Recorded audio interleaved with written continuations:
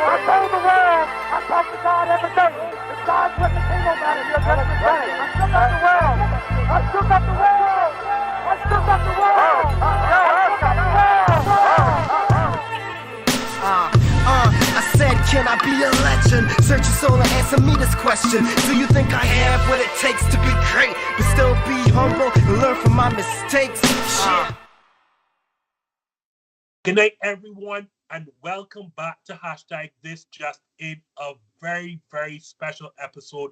It is indeed our post-All-Star Weekend episode.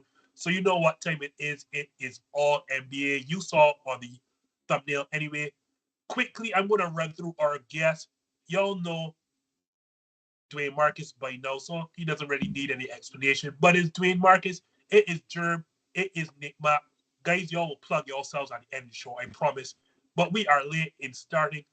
So like the thumbnail says, the people want to know, are the Lakers going to miss the playoffs? As it stands right now, they are what, 9th, 10th seed in the NBA Western Conference, which means that they will be playing and not an automatic playoff bid. So, Nick Mack, I'm going to start with you. Do you see a situation where these Los Angeles Lakers miss the postseason? Honestly, I think the play-in right now is a lock for them. I do not see them, and that's not even just a knock on the Lakers because they've been atrocious this year, and I'm sure we're going to break that down a little more. But the competition in the Western Conference has also elevated, of course, as well as the parity across the entire league has elevated. The Eastern Conference is the closest it's been in 2 decades, almost. So do I see the Lakers missing the playoffs? It is really hard for me to sit here and say that a team with LeBron James at the helm is going to miss the playoffs. We haven't seen that since his rookie season. So I just don't know that I can commit to them missing the playoffs. However, I do see them dropping a play-in game. I do think that's a possibility. They've struggled with those play-in teams like the Timberwolves this year.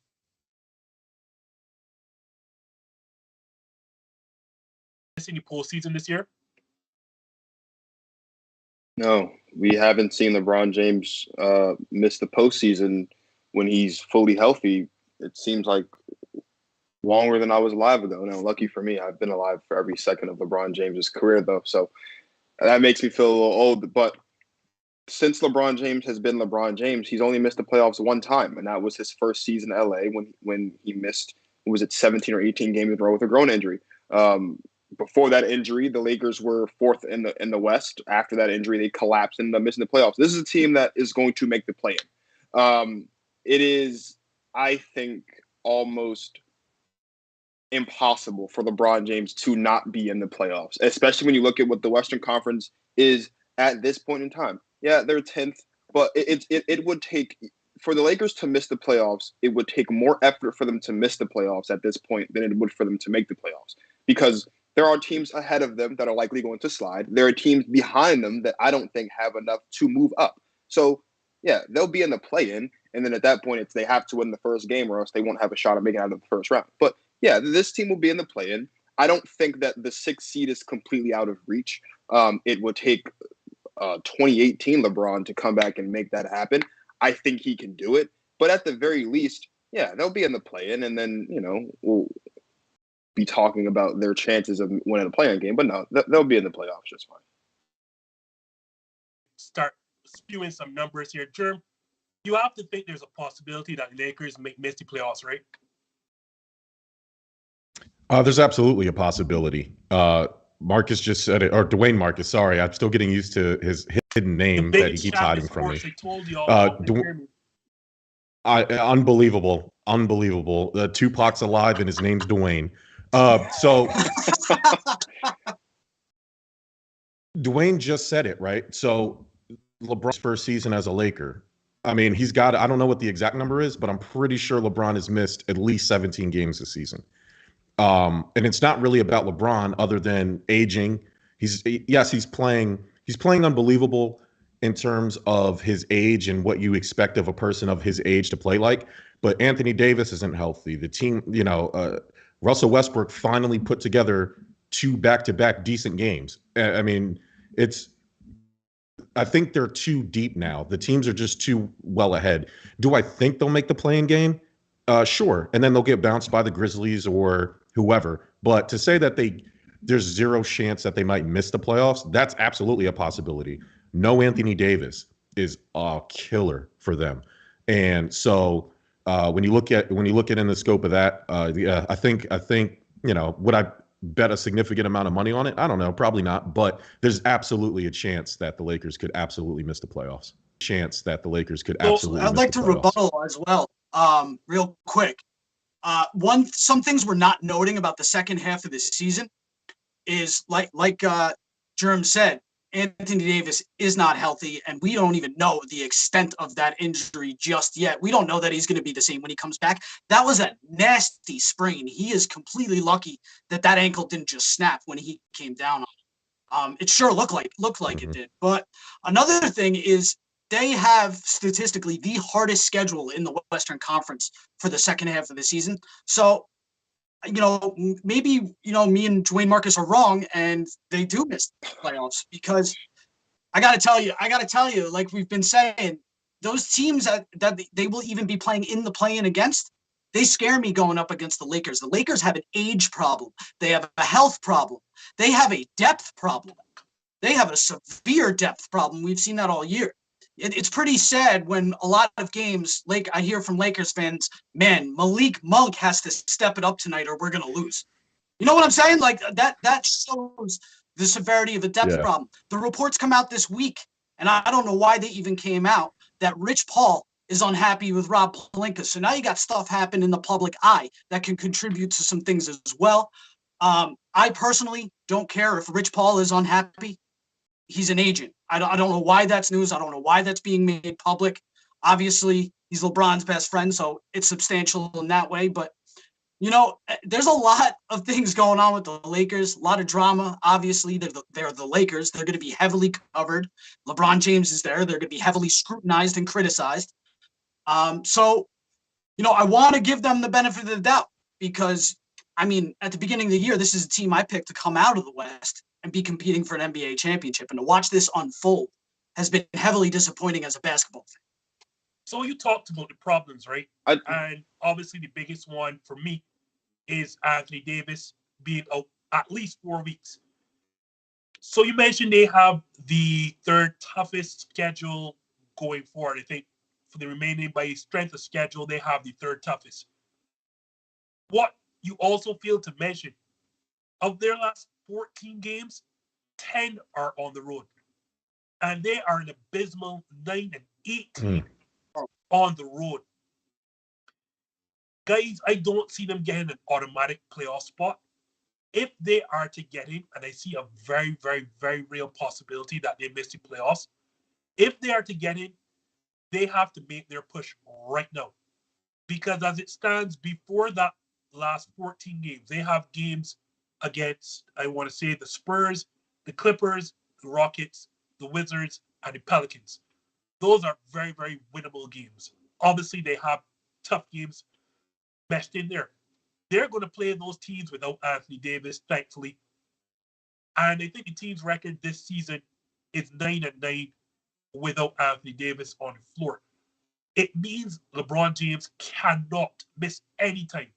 And I'm saying averaging 40 points going down the stretch. I can see a real scenario, guys. If you're telling me you have the third toughest schedule remaining, you have 10 of your last 14 games on the road, Anthony Davis is going to miss, considerable amount of time. Guys, the writing may be on the wall that this Lakers team may not even make the play-in tournament. But I found it funny that of all the problems the Lakers talked about, or we discussed, we didn't talk about the most glaring, which is, of course, the Russell Westbrook situation. So, Dwayne, I'll start with you this time. Can they solve the problem that they have with Mr. Triple-Double himself, Russell Westbrook? No, they can't.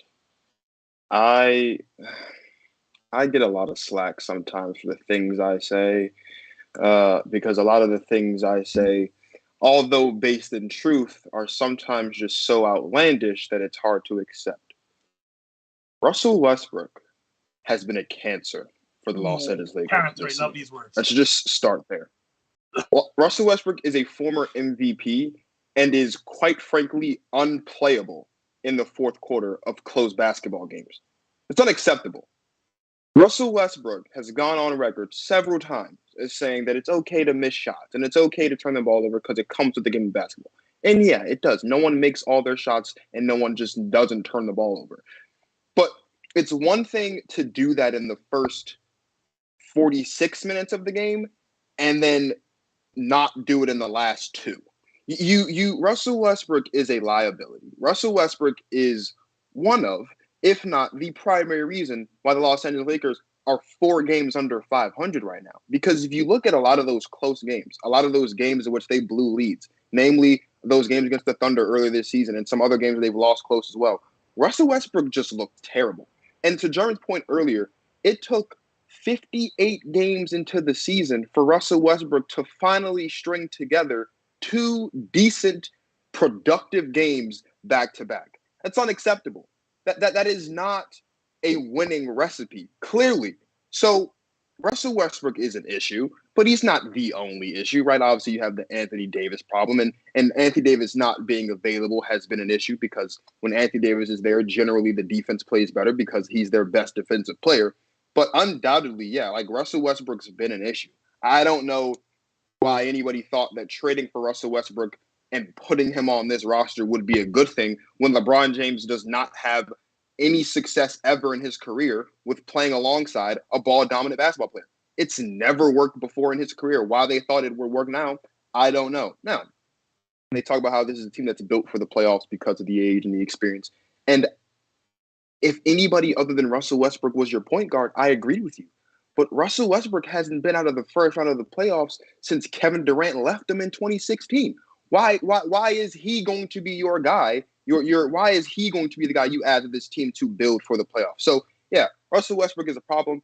Should they have moved on for them? Yeah. Do I understand why they didn't?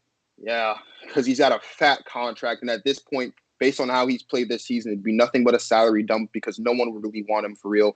And also, Rob Pelinka's just being stingy with draft picks. Like, I don't know why you want to hold on to a draft pick for 2027 when we're in 2022.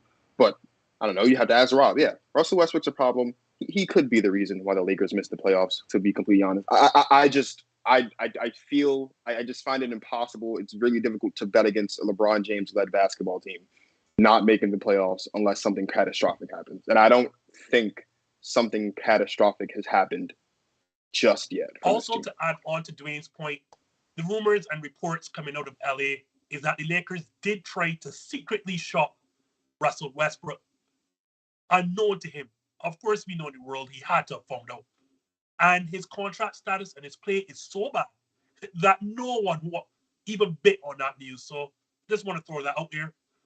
Jerm, give us a solution to the Russell Westbrook conundrum, issue, problem. Can the Lakers solve this? I mean, outside of moving him, right? The problem with the Lakers and Russell Westbrook is a style thing. It's aesthetics, right? So, like, if you look at his stats, he's averaging. I mean, the averaging 18 points and 7 rebounds a game, 7 assists per game. The problem is the percentages are low, which means he's taking a lot of shots. His usage rate has got to be high. I haven't looked, and your shooting percentage is low, and you're still scoring, upwards over 15 points, and you're doing all these things. That's got to mean that your plus minus has got to be awful. So, okay. Gotcha. I love numbers, and so, but stylistically, right? Russell Westbrook is not built for his team. He's from the Allen Iverson, Steve Francis cloth, right? He needs to have the ball in his hands. He needs to be surrounded by shooters. I don't know. Triple doubles don't always mean a good game. We've had this argument before that, I hate to call it an empty stat guy, but it's been largely empty stats, right? If you can average a triple double and it doesn't translate to wins, then what is it really? So I'm not a big numbers guy in terms of box score stats. The problem with the Lakers is straight up style. What they should have done is staggered him. I'm not saying put him on the bench, but you use him when you can when you start, and then you roll him with him on the bench squad and let him be the main dude and put him with the 8, 9, 10, and 11 guy and let him cook. Because I think then you would see some success. Play him at the beginning, and then he's the first sub out. and then bring in whoever is the sixth man off the bench. Let them play the rest, the other half of the quarter. And then when you go deeper into your bench, that's when you unleash Russell Westbrook and play him with the sixth man and three other guys deeper on the bench, and then see what happens. He's had a couple good games right before the All-Star break. He just has to slow down. He's too fast. It's not what the Lakers want to do. He's not used to team basketball, right? Like, he's used to being the guy. He's used to having this high usage rate. He's not used to this situation here. Even when he was with Houston, it was only him and James Harden, and that didn't work because they're the same thing in terms of their two up top guys. That's why the Sixers are probably going to work, because Harden has somebody who plays opposite. You can't have the guy who plays the same. LeBron dominates the ball. So what is Westbrook going to do? He's never had to play off ball before. It's just taking way too long for him to adjust. And when you have over a decade worth of playing a certain way, to expect him to change in one season, it's probably unrealistic. Do you agree that you can stagger his minutes and make it work, or is this situation straight up unfixable? I don't know if it's straight up unfixable, but I will say that they're gonna live and die with the decision to acquire Russell Westbrook this season. There's just no way to alleviate it for the better or for the worse. It's just not going to happen. At the deadline, it was rumored, and I know a lot of Lakers fans and a lot of basketball fans wanted the Lakers to trade Westbrook for John Wall and that 2027 first-round pick. That doesn't fix the Lakers either. John Wall has played less games in the last 5 years than Dirk Nowitzki, and Dirk Nowitzki retired 3 years ago. That's a real fact. So John Wall also on a really crazy expensive contract. So that wasn't going to fix it. I think they should have made more of a push to maybe bring in Goran Dragic before he signed with Brooklyn today. That would have been some nice depth at the point guard position. Now you're left with what at the point guard decision? You got Kendrick Nunn, who's barely seen the floor this year. And that's one of the bigger disappointments of the Lakers, because I was excited for Nunn to be a Laker. What do you got? You got Avery Bradley over there, which offensively, good luck. Great defender. He ain't going to be able to play point guard either. So it's just a mess over there, man. And when you put it that way, I will say this, like, Russell Westbrook isn't the only issue, like all of us have gone over. There is so much wrong with this team. This is just one of those things that if they could alleviate it, it would make them a little better. But Jerm said it best. He's got to slow down. He's got to slow the game down a little bit. And you think playing alongside one of the greatest game managers of all time in LeBron James, that he would be able to do that, or they'd be able to like get it together and sync that game management. And it hasn't happened, which has been absolutely shocking. And like Dwayne said, that defense is horrible, especially with Anthony Davis off the floor. So, I mean, Russell Westbrook is he is a big problem because it's been magnified, his issues, but also he's not the only problem. And just real quick before Justin goes, Russell Westbrook's had, since Kevin Durant's left OKC, Russell Westbrook has ranked in the top 3 in the NBA in usage rates every season since then. All he does is play on the ball. If you look at what Russell Westbrook looks like off the ball, you might as well just look up a picture of the Statue of Liberty, because there's not much difference. Like it doesn't work. And I know that LeBron's probably feeling good because for 5 years now he's been able to put together a roster of all-stars and win an all-star game. But yeah, that's not the same thing as putting together a championship roster. Like, it's nice when you can put together a roster of the 14 best players in the NBA at that point in any given season and make it work. And then you do this, it just doesn't look good for LeBron. Like it's not looking good. It's not looking good. It's the terrible. Problem. I'm sorry, Mark, Dwayne. With the Lakers too. I mean, outside of the Russell Westbrook thing, I mean, honestly, it's just the whole team, right? Like, they have 24 games left. 18 of those teams, of those 24 games, are 500 or better. They have to play the Suns twice. They have to play the Warriors 3 times. They have to play the Nuggets twice. And they have to play the Jazz. I mean, so, like, you don't have a lot of time to figure out if they're going to either make the playoffs or if Russell Westbrook can even help them, because he can't play defense. All those are offensively loaded teams. So, I mean, there's just issues all around for the Lakers. I know you love numbers, so I brought these numbers just for you. Mm-hmm. I'm not here to play on Russell Westbrook. I'm not that guy anymore. And I did find something that did support Westbrook's, I don't know, stance on the team. I did some digging. The 9 best 5-man rotations of the Lakers all include one player. One person is through every of these 9 5-man rotations. And it's not LeBron James. It's actually not Anthony Davis. Would you believe it? It is indeed Russell Westbrook. But I did some further digging. And as much as there are positive net differences, Russell Westbrook has a minus 116 plus minus this season. That's right, guys. Minus 100. That's horrendous. To take this even further, guys, I'm going to make my point now. Jerm half-assed this. I thought at the start of the season you had to stagger it. You're going to have to straight up bench him. And here's why. You have to bench him. Like you have, I don't mean not playing. You have to bring him with the reserves. And here's why. No, until Anthony Davis comes back, I'm in support of starting him because you just don't have enough talent. Now you're going to have to start him. But guys, when you look at his plus minus with every single starter, it is tiringly bad. And the one that is the worst, gentlemen, the one that is worse is not the LeBron James and Russell Westbrook pairing. And I'm not shocked by this. It is the Russell Westbrook Anthony Davis pairing. And in 994 minutes of them combined on the court, there are minus 4. A net rating of minus 4. LeBron James is a minus 1. Everybody's a minus 2.8. This tells me you cannot play Russell Westbrook with the starters anymore. Like that is clear. Whenever Anthony Davis comes back, and hopefully for the Lakers, that is soon, like 4 weeks down the road, you have to straight up make a decision. Russell Westbrook and Anthony Davis can no longer play together. And so too LeBron James. Like he's going to have to be a straight swap. And it should come as no surprise.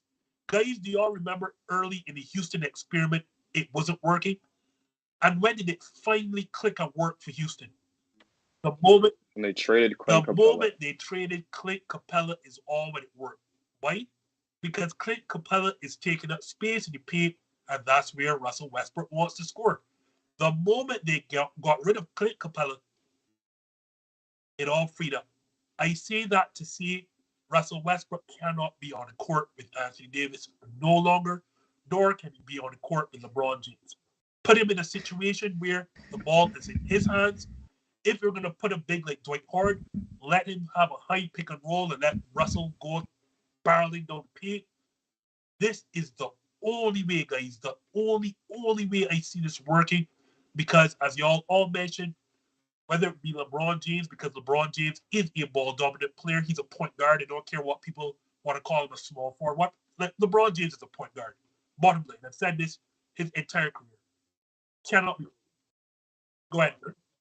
So the problem with Russ coming off the bench, I guess, if I was to play devil's advocate, is optics, right? Because that's an admission that the trade, this big old trade that they made a big deal out of, didn't work. The roster construction's bad, and you start having to do the blame game in the front office, right? LeBron James and Anthony Davis chose Russell Westbrook.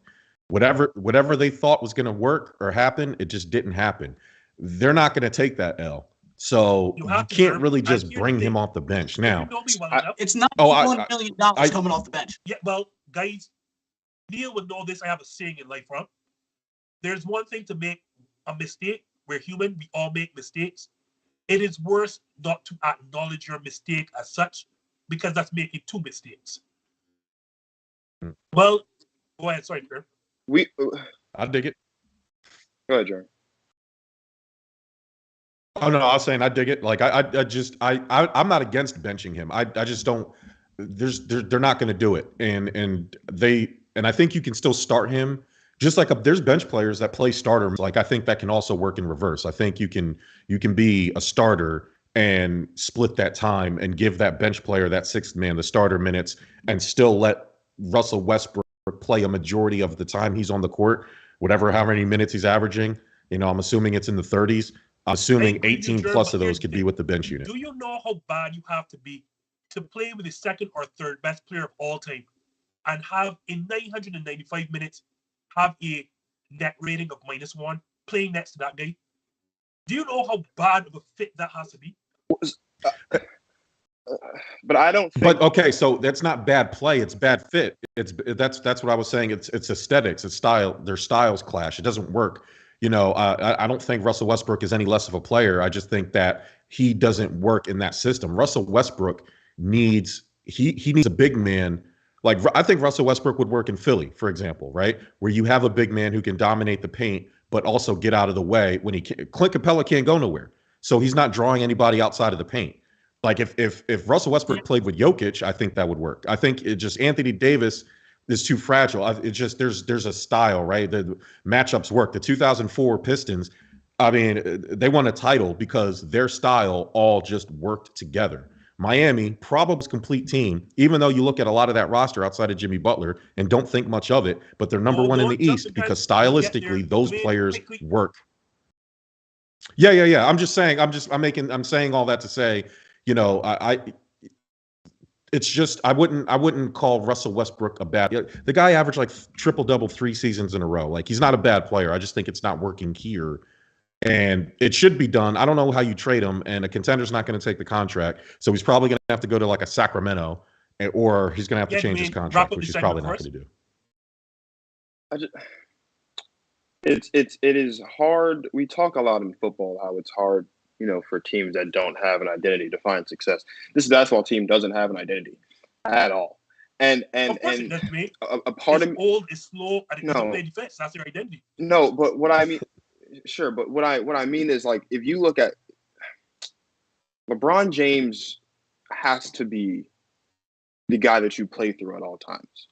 Like, and you're not going to find, and obviously that's a no-brainer. You're like, yeah, duh. It's a no-brainer. Like, the Lakers are treating this like rocket science. I don't think it's insulting. I don't think it's an admission of blame. Although if you want to say that it is. But like sometimes, like. You just have to go ride the bench. And it's not a bad thing if it means that it's going to end up with a championship in the end of the season, which is the goal. Now, unfortunately, the powers that be in LA are also the people that make the big bucks, and they also play on the court, i.e. Anthony Davis and LeBron James. And to Jerm's point, unfortunately for LeBron James, his ego is too massive for him to take on the admission of guilt of saying that this trade for Russell Westbrook didn't work. You should have known this wasn't going to work when the Washington Wizards got off to a better start this season than they did last season with Russell Westbrook. That should show you that this was not going to work. The only way that this can possibly work, and the only way that the Los Angeles Lakers can legitimately be contenders in the West, is if you have a LeBron James unit and a Russell Westbrook unit. And the Russell Westbrook unit is going to have to run very similarly to how the Oklahoma City Thunder ran when Russell Westbrook was there. You're going to have a big man, and the Malik Monks and the Wayne Ellingtons and all these guys, they're just going to have to hit open shots. But that's what it's going to have to be. It's going to have to be a lot of pick and roll, whether it's high, post, I don't care. You're going to have to pick and roll. And Wayne Ellington and Malik Monk, you just have to know when the ball comes, you need to shoot it, and you have to make it. Like, we all thought that the Russell Westbrook, Carmelo Anthony pairing was going to be an issue because that was an issue in OKC. No. Anthony Davis is a much more dynamic big man than Steven Adams. And everyone was like, oh, Russell Westbrook had Steven Adams look like a top 10 big in the league. Imagine what he can make Anthony Davis look like. No. Let's just stop it. Anthony Davis is not interested in playing the legitimate big man role of getting down and dirty in the paint. He has never been interested in that. So it would be naive and stupid and completely idiotic to think that that would work here. You just have to have two completely different units. And sometimes separation is good. Like, a lot of marriages grow fonder when you get some separation. Isn't that the old saying? Absence makes the heart go fonder. Like, that's just break them up. Like, put him on the bench and just do it. Slander anymore. Absence makes the heart grow fonder, Justin. Come on. The one last thing I want to say about Russell Westbrook is he's had 2 really good games where he was actually on the plus side of the plus minus, and they won one of those games because he did one thing specifically, and I hope he does it the last 24 games. He stopped shooting the basketball. He used his athleticism to drive to the basket, get to the foul line. If he can just do that, I think it'll change a lot of what the Lakers do. That would be my one thing that could probably fix the Lakers. I'm trying to just to Marcus's point real quick. Pardon me? just to Marcus's point about Anthony Davis real quick, it's not that I don't think Anthony Davis wants to play the traditional big man role. I don't think he can anymore. Well, I'm with you all days. Oh, he was never able to, if we're being honest.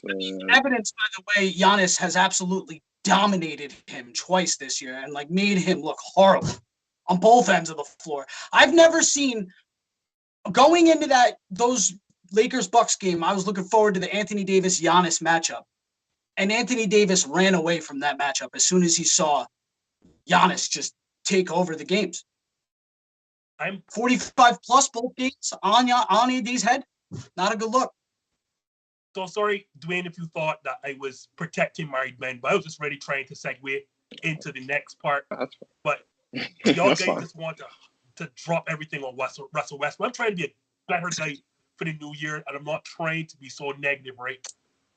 But you're the biggest negative Nancy here. I'm here. trying to change my ways. That's why I'm trying to be that guy. I'm trying to be a new person. So I want to be optimistic on the big trade that did happen at the deadline. As we all know, the swap. There are other parts, but the reality is James Harden was swapped for a guy who hasn't played for the season in Ben Simmons. Nick, I'm going to start with you because I know you're itching at this one. Unlike Russell Westbrook, can James Harden and Ben Simmons actually work out for their new teams?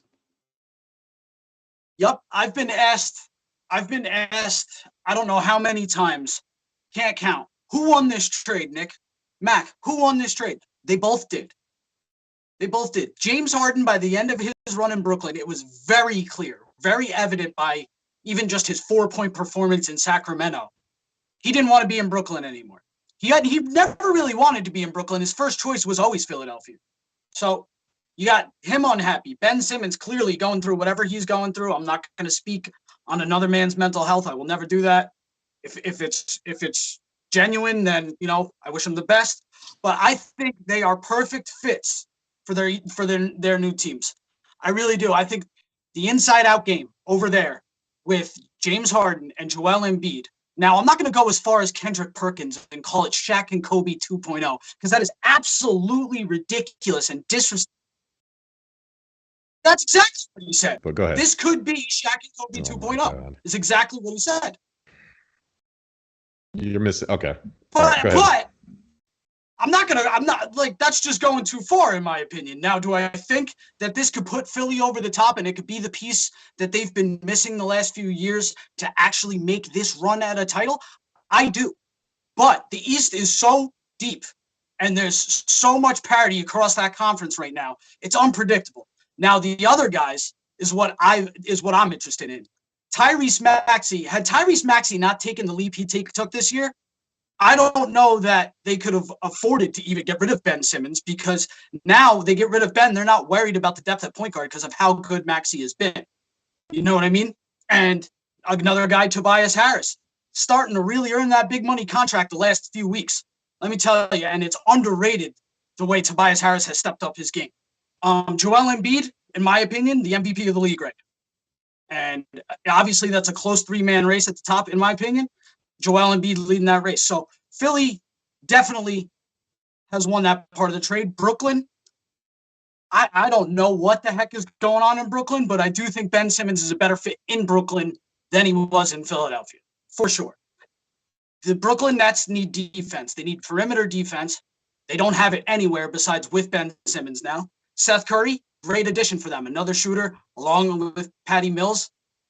And when KD's healthy, and Kyrie can actually play in every game, that's the key for Brooklyn for the rest of the way, is will Kyrie be able to play both home and away playoff games or clutch big games down the stretch?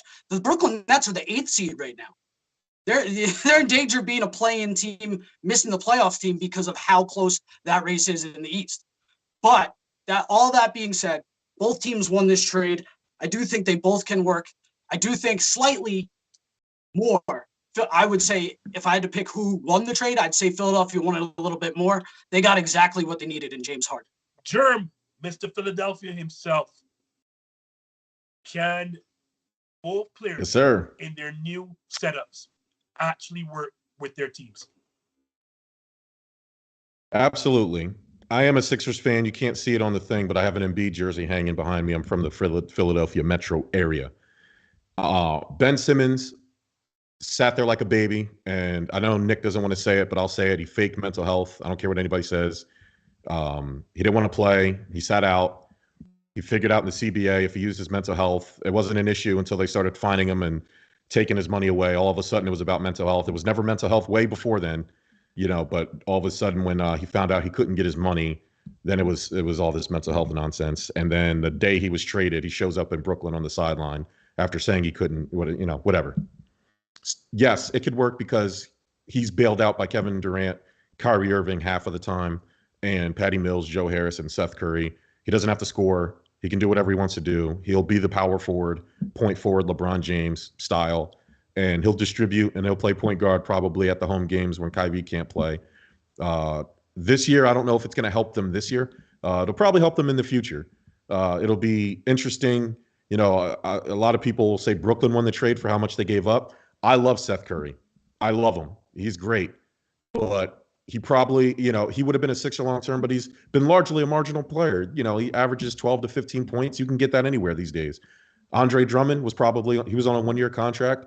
He was going to leave us anyway. They were nice. Giving up the first round picks, I don't really care about the picks because the Sixers are a good team. Those first round picks don't mean anything. So a lot of people say, oh, the Sixers gave up too much. They gave up I don't think we needed to give up Curry and or Drummond. I would have loved to keep Drummond. I would have gave them an extra pick. I really don't care about the picks. But now you lose your big man. That's where the Sixers are going to have issues in the playoffs. The buyout market isn't great. As far as James Harden goes, tell me how the Sixers are going to be stopped in the pick and roll. You have two of the greatest skilled, getting your own bucket players in the league right now. Tell me who's better than those two in terms of getting the ball and getting your own bucket. James Harden, the reason why it will work for Philly and why I'm excited, even though I'm not a big James Harden fan, but it will work because James Harden can get his points, catch and shoot. That's an automatic upgrade to Seth Curry. That's why I'm not going to miss him that much. It'll help Tobias Harris immensely because Tobias Harris was the only one other than Embiid that had the slash and get his own points. And that's not really his strong suit either. But now he's going to get a lot of one-on-ones and he's going to get the mismatch and he's going to dominate. I expect that fully. All we need Tyrese Maxey to do is continue to do what he's doing. So I expect it to work well for both teams. Brooklyn, I don't know how it's going to work this year. It'll be interesting next year and actually in a couple years because Kevin Durant and Kyrie Irving's not going to be in Brooklyn forever. I don't expect him to be on that team within the next 2 years. They will try to trade him. He's not worth the time, honestly. But it'll work for both teams. Both teams. Brother, do both players work in their new scenarios, or is there one or both where you can see that this is not a fit? I mean, I think words are hard. I can see a scenario where in both instances where it doesn't work. You're just starting in Brooklyn. Ben Simmons hasn't evolved as a basketball player since he's been in the NBA. He hasn't. He's been the exact same player. Now, you look at that and you say, oh, well, that's a good thing because they're not to do anything. Like the pressure to shoot and all that stuff isn't there. And you're right, it's not. But Ben Simmons clearly has shown us this season that should he get fed up in Brooklyn, he's not afraid to pull a stunt where he'll just not play.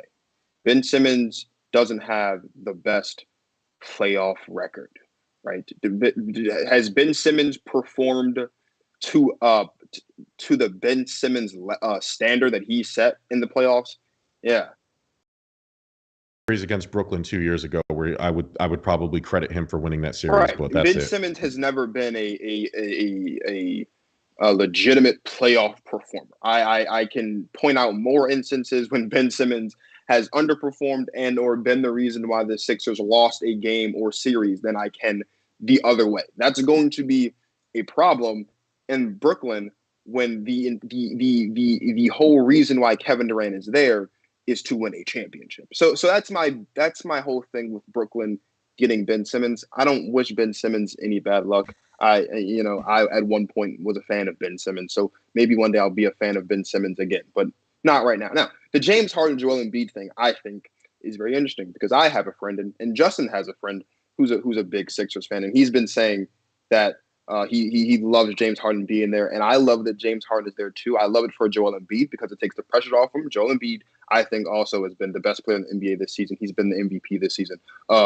He's been the most efficient player, one of the most efficient players this season on a minute-to-minute basis. Now he's got someone else he can rely on in those big moments, in those tight games where he can, lean back a little bit, doesn't have to score as many points.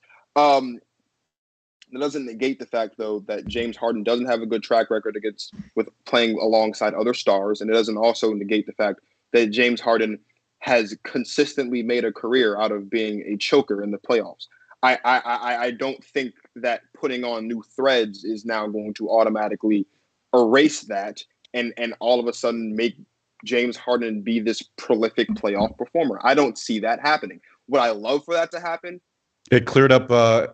It cleared up Ben Simmons' mental health. So I don't know. Well, miracles happen. Miracles happen all the time. You're right. Will this be a fantastic thing in the long run? Sure. Like, do I see the 76ers being more competitive than they ever were in the East? Absolutely. Is it possible that the 76ers come out of the East this season?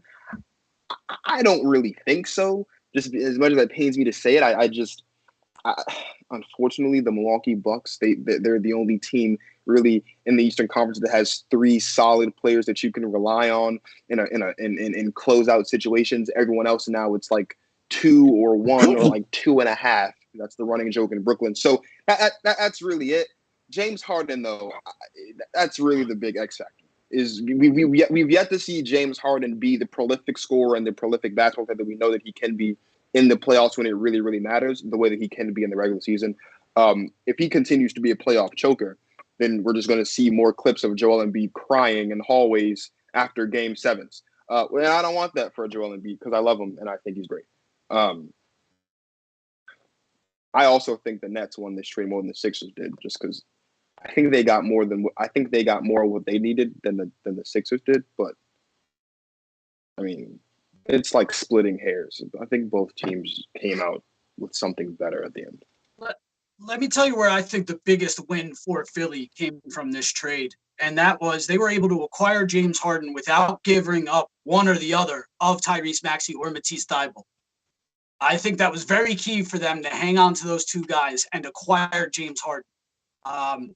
Matisse Thybulle, the only thing I'd like to see from him, incredible defender. We all know that. Famously shut down Steph Curry this year, shutting down the other team's best players on a pretty consistent basis. But I just like to see him hit more of his shots, and that's the only knock I have on Thybulle's game. He's young. He can develop that, clearly working on it more than Ben Simmons ever did. And Maxey, I think I already said, he has been incredible stepping into that role, kind of being thrown into that role this season, and really impressive. So for them to be able to hang on to those guys and have James Harden there with Joel Embiid and Tobias, it is scary when you think of the potential of this team. Again, it's all going to depend on how they play against these other stacked teams in the East, because there are other stacked teams in the East for sure. I mean, between those two players, if Tyrese Maxey is shooting 40% from three, there's two other players shooting 38 and 39%, Danny Green and George Niang. I mean, if they can keep that up, the Sixers are going to be in really good shape. They just beat the Bucks without James Harden. I mean, once James Harden gets there, and here's the other problem with the other teams in the East.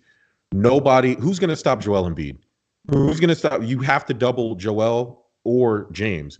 Now you can't do that. Now there's a real threat, and I like Tobias, I like Maxey, I like all these other guys, but James Harden is in a different stratosphere than those guys.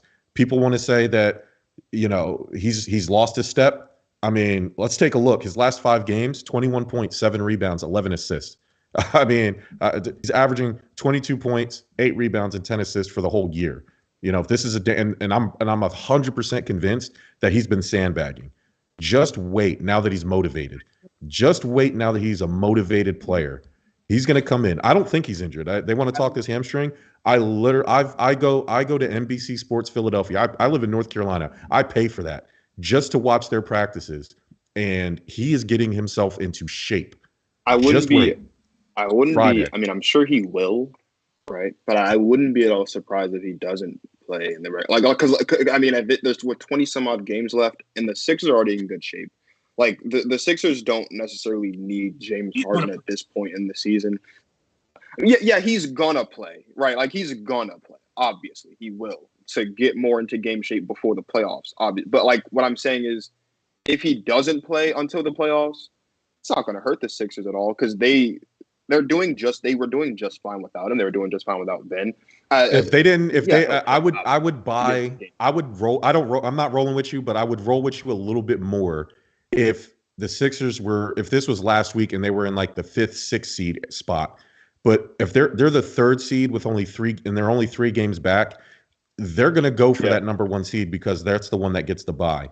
And they want that, and then they want to keep that home court advantage for sure. That'll help them out a lot because I think Philly has one of the best home court advantages in the league. I will say I am more worried about Ben Simmons' fit than James, simply because what I've seen, y'all are correct. He has never evolved his game since he's gone into the NBA. And that means he constantly needs the ball in his hands to be effective because he can't play off of it. He's not a threat to shoot. He does not want to shoot. So that being said, KD and Kyrie can play off the ball. But when it comes down to crunch minutes and KD wants the ball in his hands or Kyrie decides to walk up the ball, what will Ben Simmons do? That's my fear. But as y'all alluded to, Ben being a great perimeter defender, a guy who could probably mark 1 through 4 positions, and him being a natural point guard because Kyrie Irving is not a point guard. Kyrie Irving is a small 2 guard. Like, Kyrie Irving is not a facilitator per se. So Ben slots right into that point guard position and will lead the team that way. My worry is what happens when KD wants the ball in his hands to finish a game or Kyrie Irving, vice versa. I think James Harden is a very natural fit in what goes on in Philadelphia. He's just going to be, again, the facilitator. He's going to come up, and I won't say how we know this, but it is clear James Harden no longer wants to be the man in a situation. He wants to be the second banana or even the third banana on the team. He no longer wants to be the driving force to win a title. So he's not going to step on Joel Embiid's feet. He's going to say, this is Joel Embiid's team. I'm coming here to help. I'm coming here to be the facilitator. I'm going to bring the ball up. I'm going to run your pick and rolls. I am going to be the second banana, sometimes third if Tobias Harris is feeling himself on any given situation. So I think James slots that role perfectly. As Jerm said, I don't know how you're going to stop a James Harden, Joel Embiid pick and roll or pick and pop. I don't know how you defend that. That's going to be very, very, very hard. Because they can see a situation, you start with that high pick and roll, and then you have, in one corner, Danny Green, in the other corner, you have Tobias Harris. You can space the floor like that. And then you still have Embiid as a guy who could decide, I'm not going to roll to rim, I'm going to pop. That is going to be very, very, very, very hard to defend. My only issue with the fit is him and Tyrese Maxey, because Maxey has grown into the role of having the ball in his hands. And when James Harden is on the floor, it is going to call for Tyrese Maxey to play off the ball a lot more. I don't know if he's going to be comfortable in that role now, having developed this all season. Go ahead, Nick. Justin, say it with me real quick. Say it with me, guys. 2 words, staggered minutes. It won't be a problem. Yeah. Gentlemen, I hate to do this. I got a situation at home. I got to jump. No problem. Plug yourself quickly and let's hop up. You can find me To The Rack with Mac every Tuesday night on YouTube. Type in To The Rack with Mac on YouTube. In your search bar, go subscribe. We're very close to 100 subscribers and only being there 4 weeks. I'm very happy about that progress. Also, every Tuesday night on AWSM Radio, awsmradio.com. I host the hour-long To the Rack with Max, so please go check it out. Thank you so much for joining us, Nick, and we will hopefully see you next week. Guys, but thank you for having me, as always. So, guys, as Nick leaves us, we will transition into the next segment because one of you talked about where we just spoke about Ben Simmons is, fit with the Nets. Guys, both the Nets and Hawks find themselves in the play-in situation on the outside looking in for a, automatic playoff spot.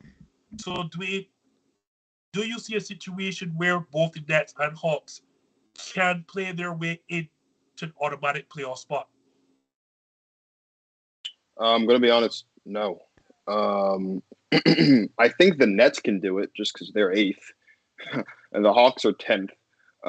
You look at the teams that are ahead in the automatic spots. Miami, Chicago tied for first. Then you got Jerm's, the Sixers, the Cavs, who have just been incredible this season. The Bucks, defending champs, and then the Celtics, who kind of started getting on the right track as we head into the break.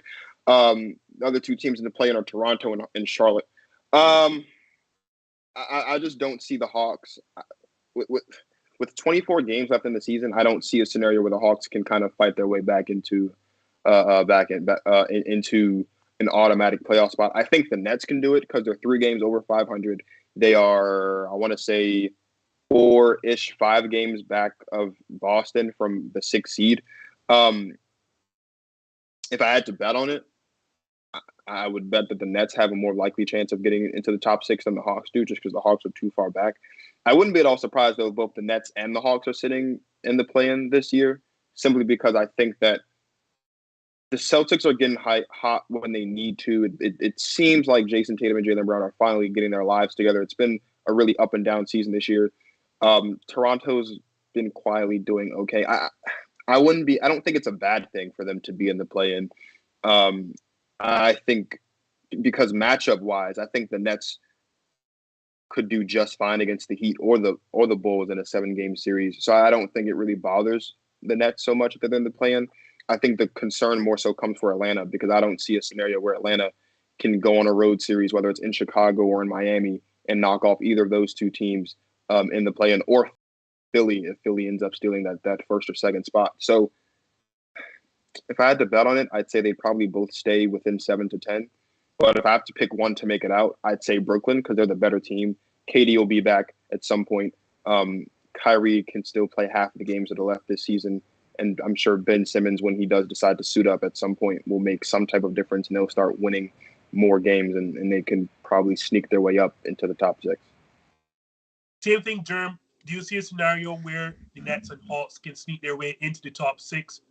One, or do you see a scenario where both are going to have to play their way in via the play-in tournament? I would bet that both of them would probably stay somewhere where they're at. The Raptors have won 16 of their last 6 games. They're hot. Just above them. It's so weird. That 7 to 10, it's like the teams below the Hawks have no shot. And then the teams above the Nets are just too good. So if I'm the Nets, I probably wouldn't care about the play-in tournament because what the most important thing is Kevin Durant's health. So I don't think them gunning for the 8th, well, I guess it would be the 6th seed, would behoove of them. Stay where you're at, get Kevin Durant healthy, and then it'll be more important for them to beat that team with a healthy Kevin Durant than it would trying to get some 6th seed to play a better opponent. It'll all work out because you're going to have to end up playing the best teams anyway. So to me, it doesn't matter. The Hawks, they're just not what we thought they were. I don't see them making up 4 or 5 games while other teams lose, like the Celtics, the Bucks, the Cavs. Like these are really, really good teams, and the Hawks simply are what they are. So if I were to bet, I mean, and I'm looking at the schedule, I mean, the Wizards are right on their tail. So if I had to bet, the seeding is probably, give or take 1 or 2 spot, 6, moving around a little bit. I would venture to guess that the seeding's largely going to remain the same for the rest of the season. I mean, and you look at the Nets. Right. The Nets are like a game and a half back of Toronto, and the Hawks are under 500. Like the Hawks are 20. They're like 2 games under 500. They're a game. They're what is it? A game and a half or like half a game back of Charlotte. And Charlotte has been, although they're 29 and 31, Charlotte's been a decent basketball team this season. And I don't foresee them losing their spot. Like Jerm said, the only team really of true concern for the Hawks is the Wizards. But with Bradley Beal not playing at all for the rest of the season because he's doing that wrist surgery, like now they're gonna have to rely a lot on Kyle Kuzma and Kristaps Porzingis. They are only a game back, and anything can happen. Like we've seen weirder things happen in the NBA, so it's not completely out of their own possibility for the Wizards to sneak in and steal that 10th spot from the Hawks. But like I said, it's more likely that the Nets will move up than the Hawks will move up. I don't think they'll be gunning for it because, like Jerm said, the most important thing is making sure that Kevin Durant is playing basketball come postseason time. That's the only way that any of this is going to matter is if Kevin Durant's playing basketball when it really, really matters. But let's say they are in the play-in, they'll win their first play-in game, and then they'll get they'll end up with the Bulls or the 76ers. The Nets aren't going to be struggling, so to speak, in the playoffs by having to face the Heat, the Bulls, or the 76ers. Like the series will still be good no matter who it is. It won't make that much of a difference. For the Hawks, it doesn't really matter who they face in the top 2. They're probably not making it out of the first round this year anyway because they just don't have the talent that we thought that they had. I'll keep this segment short. I agree with both of you. I don't see both of them being good enough or making a significant enough run to make it out of the play-in situation. It would have to mean Kevin Durant playing immediately. And both of you all already said Kevin Durant's health is more important than whatever seed that they get. They're too good not to get out of a play-in situation. So, yeah, all 3 of us agree, and we'll keep it moving. It seems like an Eastern Conference kind of a podcast tonight because the next segment here, guys, we have seen a certain team out in the East win 9 straight games right before the All-Star game or All-Star weekend until they got clipped by the Detroit Pistons of all teams.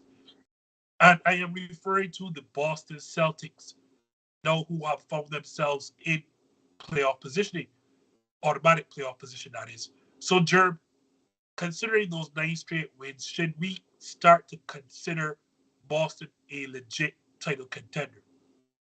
Yeah, you should. Jaylen Brown and the whole season, people saying Jaylen Brown and Jayson Tatum couldn't work together, and they worked together great. Jaylen Brown probably should have been an all-star.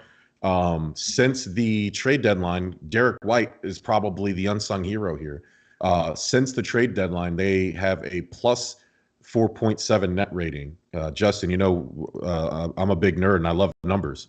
That's the best in the East. That's 4th best in the NBA. That's not an accident. That's, they've beaten the top Eastern teams, including my beloved Philadelphia 76ers by 48. They beat Brooklyn by 20 plus. They beat another good Eastern Conference team, I think right before that by 20 plus, maybe 30 points. So, I mean, yes, the Celtics will always have 2 of the 5 best players. That's how I kind of gauge this, right? On any given night of who they play, they'll have at least 2 of the best 5 players on the court. If you have that, you have to be considered a threat on any given thing, on any given night in the NBA. Buying what the Celtics are selling, Dwayne Marcus? I'm going to say no. Not because they're a bad team. It's just the East is just too top heavy.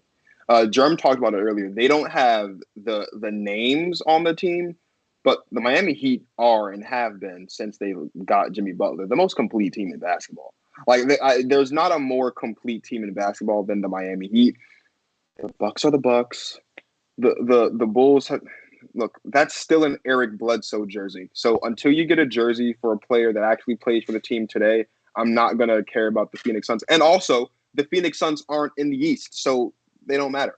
But even still, you did the Heat are the best team. But go ahead. Look, we can split hairs if you'd like to, Justin, with your 1As and your 1Bs and your dipsy doodling and all this other nonsense. the Heat are the most complete team in basketball, and that's really all I have to say about it. The Bulls, I think DeMar DeRozan has been an unsung MVP candidate this year because he's been playing really well. He's played every single game, I think, this season, with the exception of maybe a couple. And he has this team tied for first without Zach LaVine having played some games, and like everybody around him has missed games. Boston's like Jayson Tatum's great. Jaylen Brown's great. Like Jerm said, they will have in any given series 2 of the top 5 players on the floor at any given moment. I just think there's too much firepower ahead of them. If things hold true, they'll match up with the Sixers. That'd be a great series.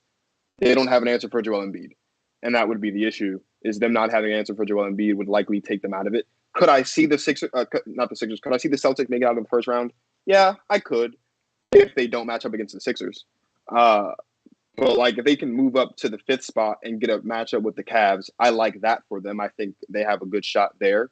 If they somehow fall down and end up with the Bulls, I could see them beating the Bulls in a 7-game series.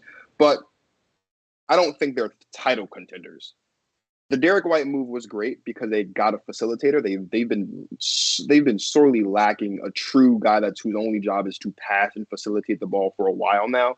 That's been a really big move. I think one of the better moves ahead of the trade deadline that's not being talked about. But I don't think, like, if they get out of the first round, I wouldn't be surprised. But outside of that, I don't see them making it out of. I don't see them going to the Eastern Conference Finals. I don't see them competing with the Sixers or the Nets or the Bucks at all. So I don't think they're title contenders just yet.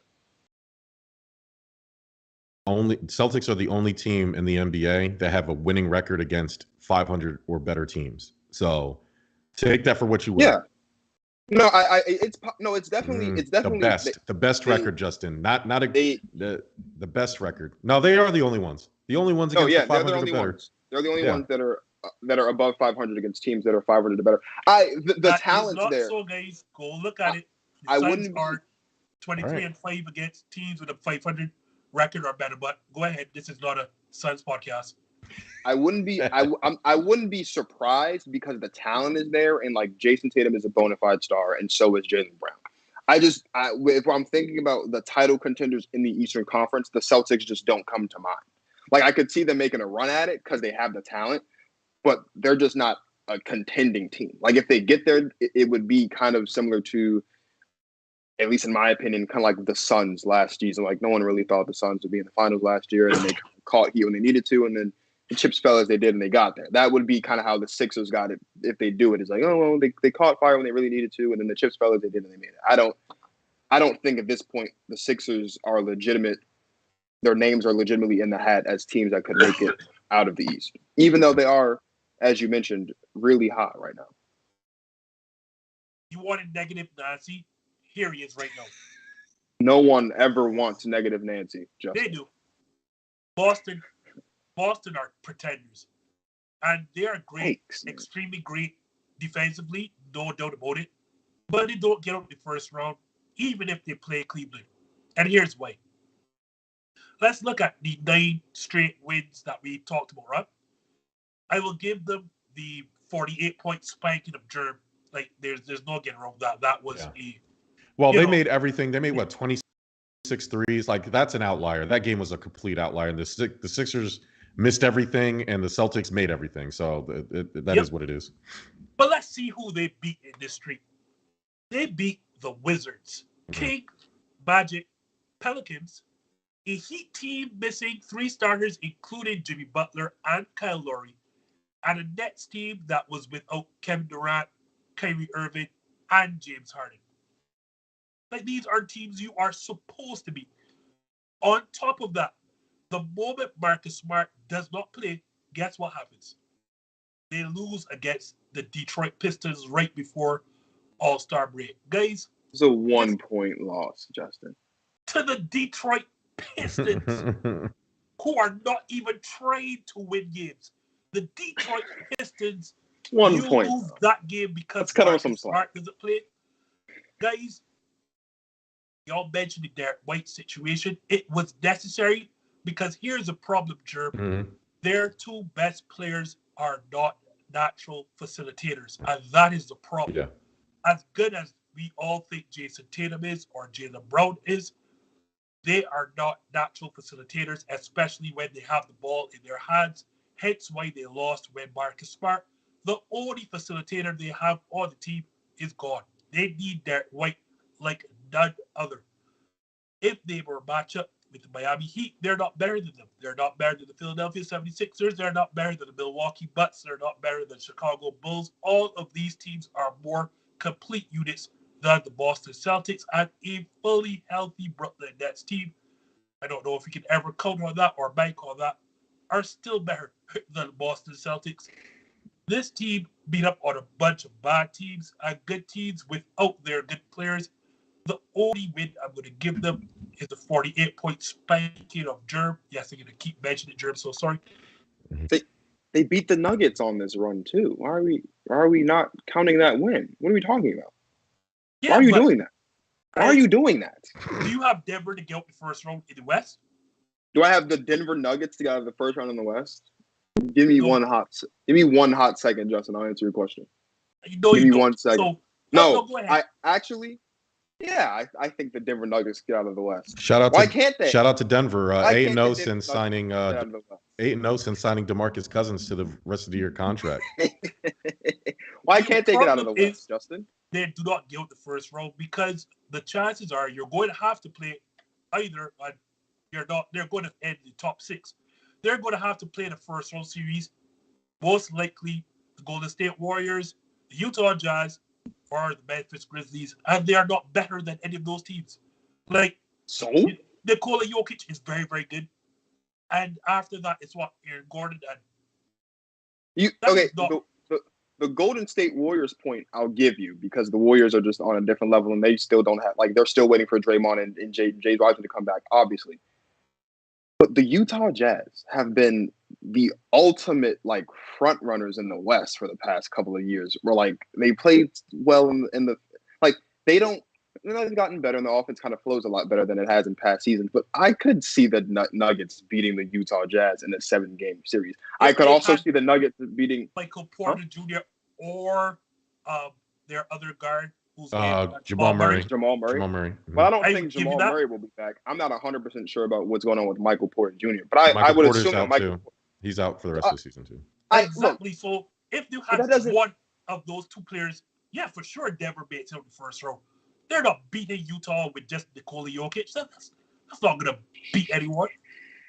I think they could beat the Utah Jazz with just Nikola Jokic. You don't believe that, Dwayne. I legitimately do believe that I think the only team where you look at and you say 100% they're not making it out of the first round is the Golden State Warriors. But if you tell me that the Denver Nuggets have a 7-game series against the Grizzlies or the Jazz or somehow the Mavericks, if the Mavericks move up enough, I look at you and I say, yeah, the Nuggets can get out of the first round with this series with Nikola Jokic. I believe that. Down to my core, I legitimately believe that. Me and Jerm know better. You don't believe that, but we'll end it there. I do. I swear to God, I do. I swear. Right hand on the Bible, I do. Oh, my Lord. All right, well, we're going to put you on the spot because I know who Jerm is going to ask. So I'm not even asking. I'm not asking Jerm this next question. So we're going to skip Jerm and go straight to you, Dwayne Marcus. Yeah. We have now rattled off a ton of teams in the East, top to bottom. But who is the best of them? It's the Philadelphia 76ers. Oh, because my gosh. Let's turn this off because that's what Jerm is going to say, too. Because the Philadelphia 76ers have what no one else has, and that's Joel Embiid. Boom. There is not an answer for Joel Embiid in the Eastern Conference. There might not even be an answer for Joel Embiid in the NBA from what we've seen so far this season. There is not a who's stopping Joel Embiid? Nikola Vucevic? Nah. Bam Adebayo? I love him, but nah. Jared Allen? Nah. Who? Al Horford in Boston? Definitely not. I don't even know. Let me quickly say, right? I am not a believer in Chicago or Cleveland. Let me just put that right up there. But continue. I'm not a believer in either of those two teams. Yeah, that's fine. No one is. But like the Cleveland Cavaliers, as great as this has been, they'll get slaughtered by the Milwaukee Bucks in the first round if everything is hold true. Like there is not an answer for Joel Embiid in the Eastern Conference. Do the Heat have star power? Yeah, they've got Jimmy Butler. Yeah, and the Bulls, they've got Zach LaVine, and there is talent, right? But there is not an answer for Joel Embiid. And then you just added James Harden, who we spent a large chunk of the show earlier lamenting about how this is probably going to be, not probably, this team will overtake the Phoenix Suns likely as being the best pick and roll basketball team in the NBA because it's just too lethal, right? You look at the Suns, one of the reasons why they were able to be so successful, and you know this, Justin, and although you're wearing an Eric Bledsoe jersey, which I still understand why you're doing that, but you know this as a Suns fan, the big reason why they made it to the finals last year was because of the pick and roll with Devin Booker and Chris Paul and all those guys, right? The pure lethality of, I don't even know if that's a word, but it's going to be a word tonight. The pure lethality of the pick and roll now, with James Harden being the ball handler and Joel Embiid being the pick and roll guy, and then you've got Danny Green possibly in the corner or Tyrese Maxey. Like, this is going to be the most lethal pick and roll basketball team in the NBA. No one in the Eastern Conference is going to have an answer for it. The only way that I can foresee, literally, the only way that I can foresee the Philadelphia 76ers not making it out of the East with this team being constructed as it is if they just so happen to run into the Milwaukee Bucks and Giannis is averaging 45 points a game. That's literally the only way I can see it happening. I would take this Philadelphia 76ers in a 7-game series against any other team in the Eastern Conference except for the Milwaukee Bucks. A lot of that has to do with the defending champs, and you have to give them credit because they're defending champs, but also because Giannis Antetokounmpo, when he needs to, will drop 45 to 50 points like it's nothing. That would be, I think, the only hesitation. But the 76ers are by far the best team in the Eastern Conference right now. All right, Jerm. Spend your next 5 minutes agreeing with Dwayne Marcus. Go right ahead. I'm allowing you to go ahead. You know what? I'm sad. I feel like we've built this relationship, and I feel like you would know me better because I have two answers. There's one with my heart, and then there's one with my head. And the answer that I'm going to give you for the purposes of the show has an asterisk on it. The best team right now today is the Chicago Bulls for one simple reason. Big numbers guy. They are the only team in the East that are top 5 in offensive rating and defensive rating. Miami is also in the top 5, but in both, Chicago is higher. The only difference is a couple of bad games and a lot of injuries, and so Miami just happens to have a better record. But in terms of the complete teams, offensive and defensive rating, Chicago has the nod. Now, the reason why the Sixers are truly the best team in the East is because when James Harden gets there, none of that's going to matter because you can't stop Joel Embiid and James Harden together. A lot of people were saying the Sixers offense is going to be way too potent for anybody, including Milwaukee. Giannis and Joel will cancel each other out. I think we can agree on that, right? Like, there's no, like, you're not going to lose much either way, right? Drew Holiday and James Harden. I mean, you know, and then Chris Middleton and Tobias Harris. I know a lot of guys get on me for defending Tobias, but look at the numbers. They're virtually the same guy. One guy will give you more rebounds. One guy's going to give you more assists. They average about the same amount of points. Tobias Harris shoots 8% more better from the field. So, hey, if you want to sit there and act like Chris Middleton is so great, Tobias Harris and him are the same guy. That's just the numbers. That's not my opinion. That's just facts. Because all I can do on Stuff About Sports is tell the truth, because as everybody knows, I have a monopoly on the truth. I do. So, outside of that, the Nets, let's do the other one. The Nets, yeah, they're good on, they have one great defender, and that's Ben Simmons. James Harden doesn't really have to play defense on the Sixers team because we have almost as good as a defender in Matisse Thybulle, who was right there below Ben Simmons last year in top defensive honors. Plus, Joel Embiid is going to be clogging the middle on defense. So James doesn't really have to play that much defense anyway. He's not going to have to guard the best guy like he had to do in the past. And Tobias Harris is there, and the Sixers play better team defense. It'll all work out. So, yes, to me, Chicago, I'm going to give Chicago the best team in the East for this question, but that's an asterisk because James Harden and the Sixers aren't complete yet, and they have 24 games to get it going. Don't be surprised if the Sixers finish the season as the number 1 seed. And one more thing, too, about the Sixers, just because I feel like it, is when he wants to, James Harden can play defense. He just is obviously a much more lethal offensive player than he is defensive. But also, just to throw some salt in the wound real quick, because we're talking about Chris Middleton, I can me and Justin got into a very heated argument on my show about a month or so ago about Chris Middleton, and I'm not going to relive that or rehash that right now. All I am going to say is that Tobias Harris, I think, is better than Chris Middleton. Yes. Thank you. Don't do that. So, guys, I mean, depends what you want, Justin, right? So Tobias Harris at the 4. What is Chris Middleton? Chris Middleton's really a shooting guard, right? He's just tall. He plays out of position. He's a long shooting guard.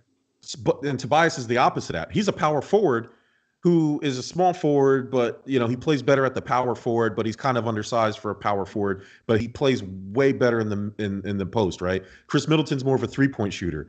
Tobias Harris is one of the best mid-range players in the game. They give it to you different. It depends what you want. So Tobias Harris will give you 7 rebounds a game. Chris Middleton ain't giving you that, but yeah, he'll give you 8, 7 or 8 assists, and Tobias will probably only give you like 4 or 5. But so really, it's just different styles. It's just Chris Middleton has that playoff saving performance, so it elevates him to this pedestal that makes people laugh when you try to compare Tobias to them, and people get upset at Tobias's contract, like he's the one that made the Sixers give it to him. I wanted to tell Nick that earlier. I was like, what does his contract have to do with it? I'm sorry, I don't want to hijack everything, but the only thing I'll say about contracts, all you idiots out there that are sitting there crapping on Tobias Harris you remember when Mike Conley had the highest contract in NBA history? Me neither. You know why? Because the contracts don't matter. They all even out. The contracts are just simply money-moving, roster-building tools that these front offices use. The money always will equal out. And player performance doesn't hardly ever equal contracts. LeBron James is the best player and has been the best player in the league for however many years, and he's never been the highest paid player in the NBA, let alone he's rarely been the highest paid player. But people only want to use contracts when they don't know what they're watching when it comes to basketball, and they think that they should be performing better, which is a crock. Sorry for the mini rant, but that's all I had to say about that. Oh, this is why me and Jerm are friends, because he thinks with his eyes, he thinks with his head, instead of just using all this recency bias nonsense that Mr. Justin Marvel likes to use. Did Chris Middleton hit a couple big shots in the playoffs? Sure. Yep. Yeah. Did Chris Middleton happen to play for the Milwaukee Bucks, who happened to win an NBA championship last year? Yes. But are you really going to sit here and tell me that Chris Middleton is miles better than Tobias Harris, or miles better than some of the other people that we got into a heated argument about a couple months ago, i.e. one DeMar DeRozan? Like, could you say that Chris Middleton's better than DeMar DeRozan and Tobias Harris? Yes. Right. But are you going to sit here and make me believe honestly that Chris Middleton is just this completely transcendent player and DeMar DeRozan and Tobias Harris are just scrum like you tried to do? So I'm here now to utterly dismiss this Milwaukee slander. First, let me say that's slandering Milwaukee. I'm here now. First, Chicago, let me say this, right? Nice run in the regular season. Good luck trying to replicate this in the postseason when it matters. I am not a fan of what Chicago's doing. I like the roster building. And what Dwayne also doesn't know, in fact, I will plug that in any show, shock him as usual. But here's the thing, Chicago's not built to win the postseason. I'll get to that at the end of the show. I like Philly, and I'm here to hear y'all say about Philly when James Harden does play. But guys, best team in the East is a team that won the East and won the title last year, and that's the Milwaukee Bucks. Like, y'all just said it yourselves. Y'all believe right now that Joel Embiid is the MVP, and you just said Joel Embiid and Giannis Antetokounmpo cross each other. So it means that y'all believe. Jerm said that. I didn't say that. Yeah, I'm talking about in terms of you're going to do matchups, right? Like, you can't go wrong either. Like, they basically cancel each other out. Yeah. And y'all may not realize this. As much as everyone is giving Embiid the MVP, Giannis averages more points, rebounds, and assists than Embiid. But I'll leave that there. Right now in this season. But anyhow, we dismissed Jrue Holiday as if he was not the reason that the Milwaukee Bucks beat my Phoenix Suns. My God, Justin. You just said a couple days ago that Chris Middleton was the reason why the Bucks. No, Which one I'm is? going to get to that. We watched the finals. The Phoenix Suns went up 2-0. What was the difference? What was the game-changing moment in that final series? The moment that the Bucks put Jrue Holiday to defend Chris Paul, the series was done. And you're telling me that Jrue Holiday cannot match up on James Harden? Jrue Holiday doesn't have to score. James Harden does not want to see Jrue Holiday pick him up 90 feet. I can assure you of that. Jrue Holiday is the premier perimeter defender in the NBA. And there's no doubt about that. He is the difference in that final series.